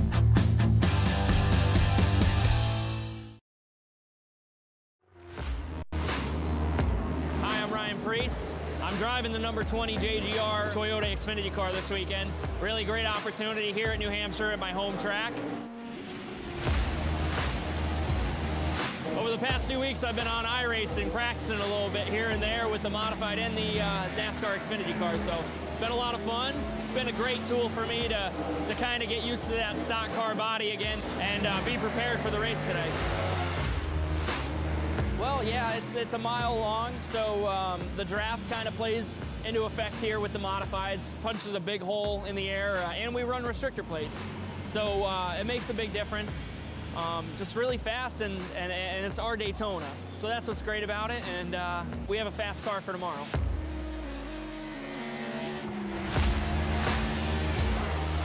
I think the biggest thing is they're heavier cars. The tire's a lot different. And the way you go about setting them up is a lot different. They use all 4 tires more than a modified, where we typically drive off the right rear, so. Well, actually, it's funny. I raced NASCAR race in 2003 before iRacing came about. And then when iRacing came about, my friend Kevin Iannarelli, who works at iRacing, kind of told me, hey, man, you need to switch over to this. And when I did, I was like, oh, my God, this is like real life. So I started using it as a tool of mine to really prepare for modified races, whether it was Stafford or Thompson or Loudon, Bristol, and then obviously the Xfinity Series last year, going to road courses, trying to get laps, and use it as a tool that can get me as prepared as I could be without actually doing it. So it's been great.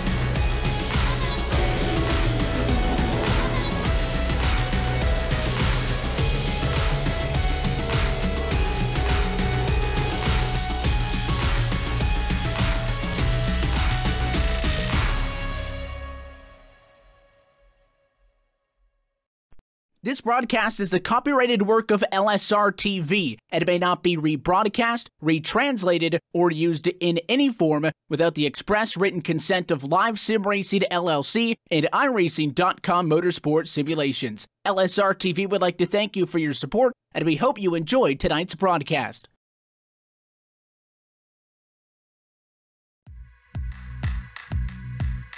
And welcome back live to Daytona International Speedway for the LSRTV post-race show. Following tonight's Full Throttle Racing Cup Series Daytona 85, as always, coverage of real sim racing action on LSRTV is brought to you by English Auto L.L.C., a full-service luxury automobile repair center in Odenton, Maryland, conveniently located to serve both the Baltimore and D.C. markets. English Auto specializes in Jaguar, Land Rover, Mercedes, Volvo, and BMW service.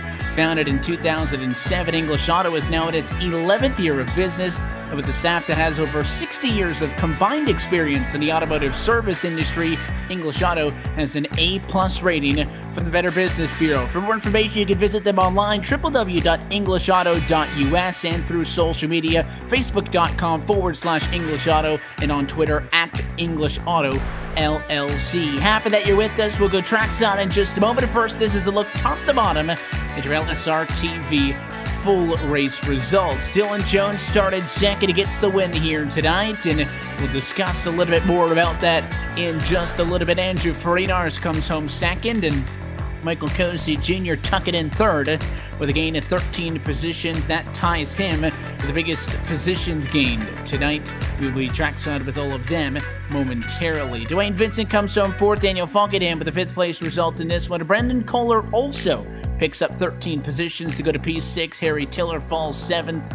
You got Nick Silver in there with a good pickup P8. Andrew T. Jones in ninth, and Scott McClendon rounds out P10.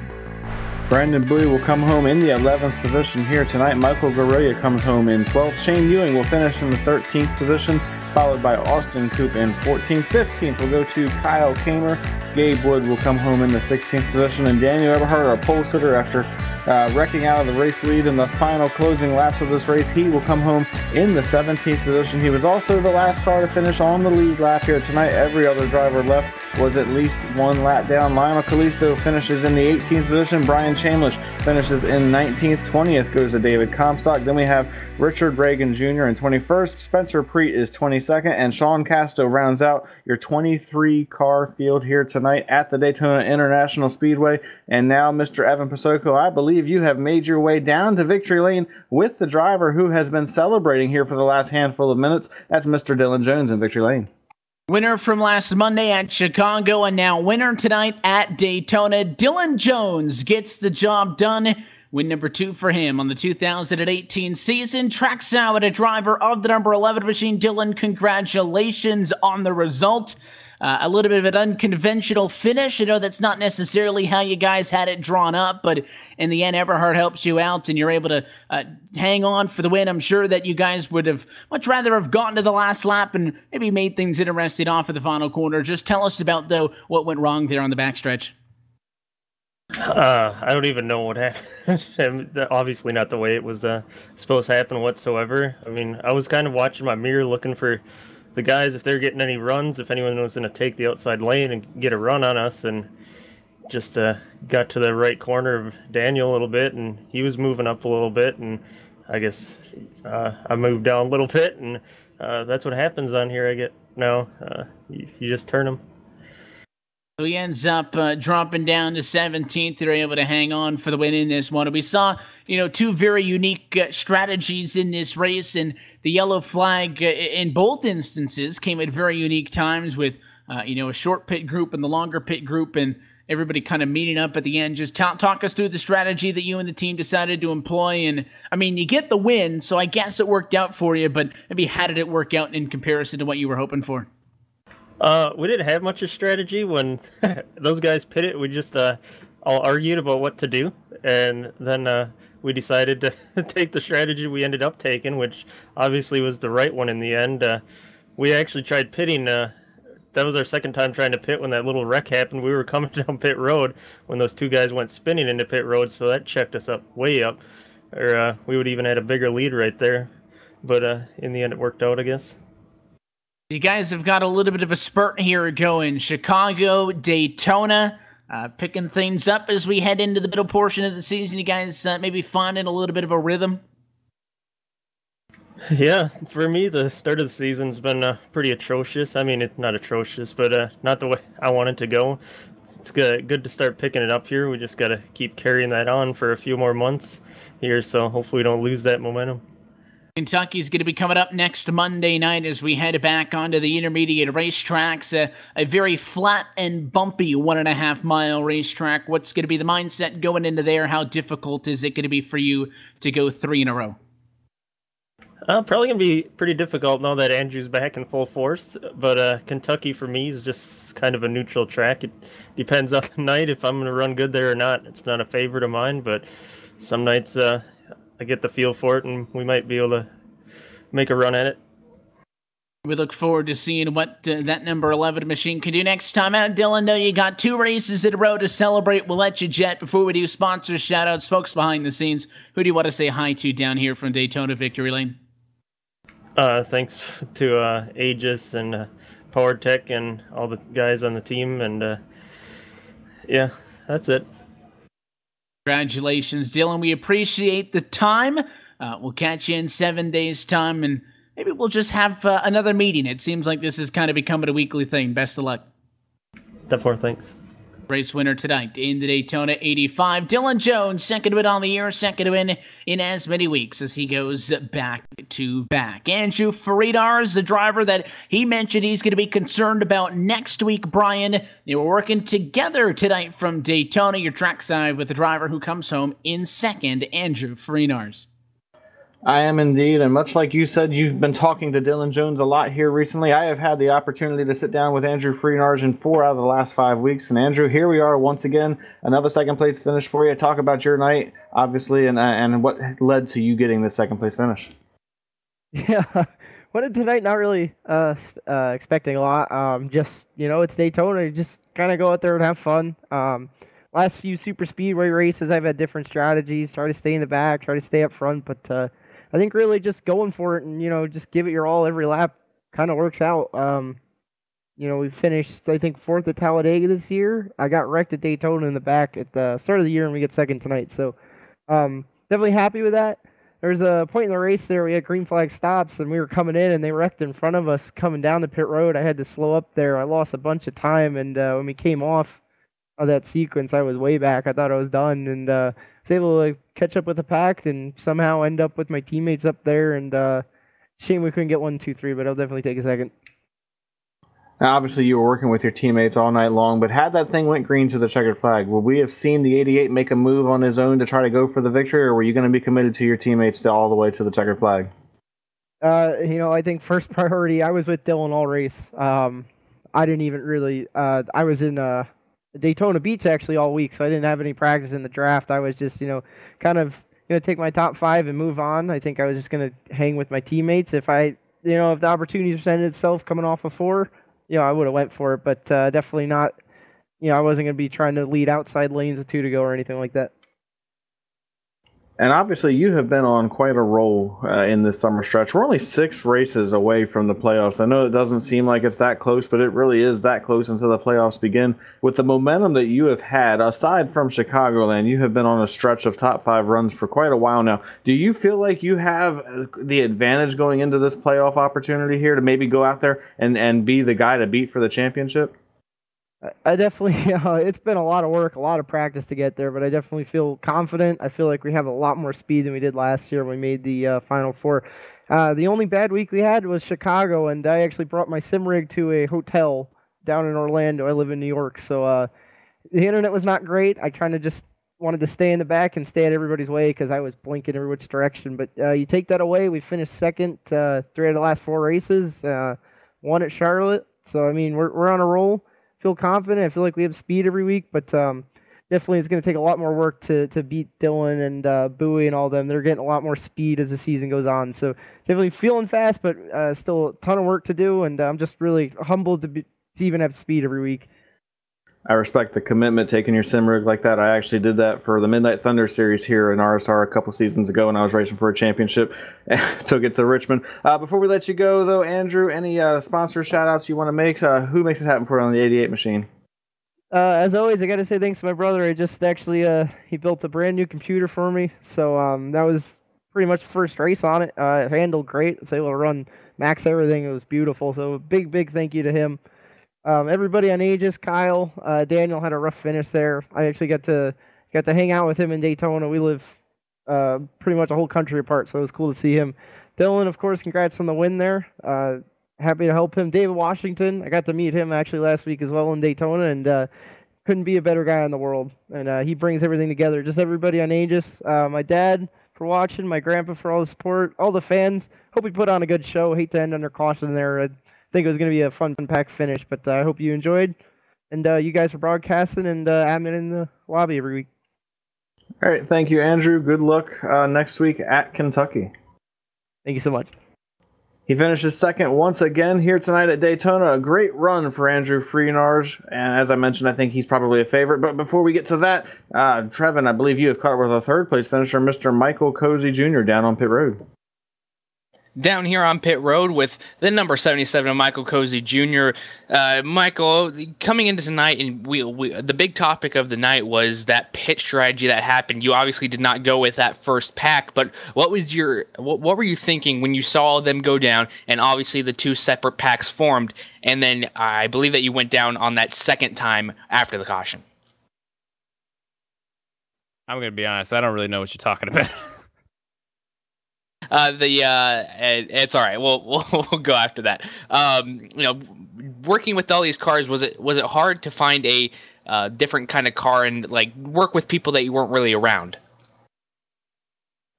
I mean, to be honest, I just sat on the inside line the entire race. Like, the outside line sucks. If you guys didn't pick up on that, draft model sucks. So you can't like do anything whatsoever. So, I mean, right off the start, as soon as I got past the line, I hit the inside line. I only moved off it like once or twice the rest of the season, or the rest of the race.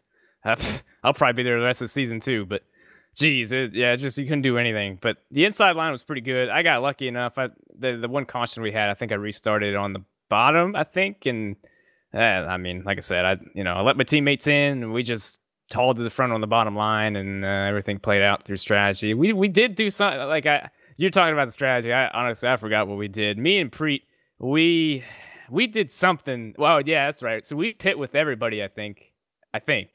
Well, anyways, we didn't take tires, and we got out in front of like everybody. So we hooked up, and then we picked up Richard Reagan, and then I don't know what else we did. Everybody caught us, and then we filed in line, and I don't know what we did from there. It was kind of a long night. A long night indeed, but great racing all around. And coming into tonight, you were 7th in points. Inside that top 10, still able to fight for that position for that top spots. And you're only 92 out of the points lead, and still have, I believe that's a little bit under half the season to go. So what are you just going to keep on doing to prepare yourself to get yourself up in that top spots? Practice. And maybe if somebody wants to slide me some cheat engine. No, maybe I shouldn't say that. Never mind. Just practice. Just practice. Always gotta slide a few jokes in there. And obviously coming up to, I believe that's Kentucky that we're coming up to next. And trying to defend all these cars here. What are you thinking coming into Kentucky? I know it's a really hard track, and turn 3 obviously a big talking point. I don't know, dude. I haven't raced at Kentucky. I might have raced there like once. I don't know. I don't like mile and a half. I'm more of like, I like short tracks. I think the real racing comes out on the short tracks. Mile and a halves, I think it'll probably be. I mean, I honestly don't know. I can't remember the last time I raced there. To be fair, I don't even know if I've ever raced there. I don't even know if I own the track. I'm pretty sure I do, but yeah, this week I'm gonna try to get a lot of practice, and I'm gonna try to be quick. Don't bank on me finishing top 3 again, but I'll try to work on top 10 speed, and then we'll go from there.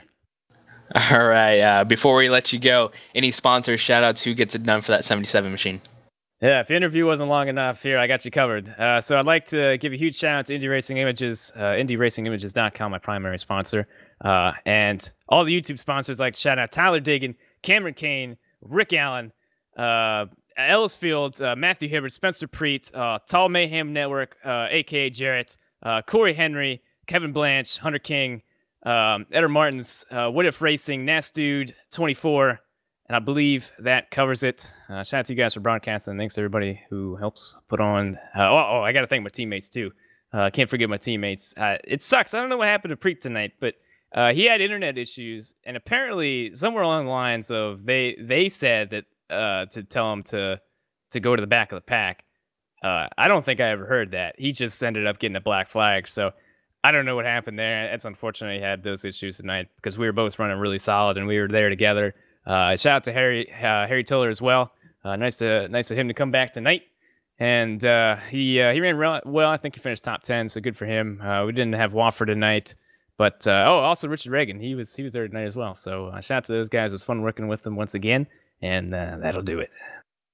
All right, thank you for chatting with us tonight, and best luck to you next week. And hopefully, we're talking to you next week. Yeah, I hope so too, man. All right, that was the number 77 of Michael Cozy Jr. Evan, back to you. As we always do, big thanks to, of course, everybody, for coming out tonight, but of course, for our drivers sticking around post-race. Dylan Jones first, Andrew Friedar second, and Michael Cozy Jr. third are your podium finishers here from Daytona. Dylan Jones obviously walking away with a win, his second in a row. But again, we mentioned a little bit of the circumstances, Trevin, with Dylan Jones initiating the contact with Daniel Eberhardt. If nobody claims the yellow, Dylan Jones more than likely gets that penalty and finishes 17th in this race. But Daniel Eberhardt, his teammate, is the big thing to keep in mind. You turn anybody else, I don't think they really care. But his teammate claims the caution that allows Dylan Jones to come home to victory lane. I'm sure it'll be a point of discussion headed forward. And within the parameters of the rulebook as they sit now, nothing wrong with Dylan Jones claiming the caution. Might not be a same story in 7 days from now, but a little bit of teamwork to the max here at Daytona, which is what we expect when we come to a plate track. Maybe not like that, but certainly a lot of it this evening. Yeah, talk about taking one for the team, Evan. First off, great job by all of these guys to stay up in the front of the pack most of the night. We saw Dylan Jones up there. We've seen the number 1 of Daniel Fockingham up there, and obviously number 90 of Daniel Eberhardt up there. But it was only about to get more intense, and I don't think they were ever going to make it to the finish under green conditions because it was just getting more and more dicey. It was only a matter of time before we saw people go 2 wide, even 3 wide here, and we all know how 3 wide ends up here. But nonetheless, still a great race all the way around. Saw some great strategy happening. So great job by all these racers. Of course, next week is Kentucky. Kentucky might not be the most exciting of topics, Brian, so I'll let you preview that one for us as well. But if you had any other thoughts on the end of this race tonight, go for it.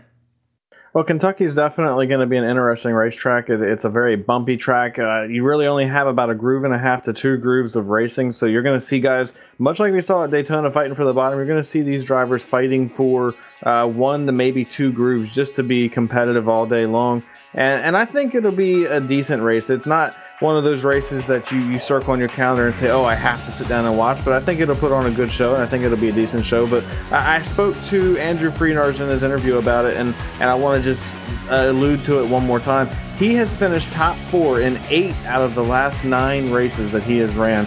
The only hiccup in that was last week at Chicago, where he finished 15th, and we heard why. He had loaded his sim rig up and was at a hotel where he didn't have good internet. He wasn't really able to compete the way he wanted to, so there's no way of really knowing whether or not he could have kept that string of top 4 finishes alive. I think Andrew Freenars, alone from being the favorite next week in Kentucky, I think he is the odds-on favorite for this championship as we get closer to the playoffs. As I said, we're 6 races away from those playoffs beginning. It's time to start thinking about that, and I think that driver and that team in specific has really set themselves up for it.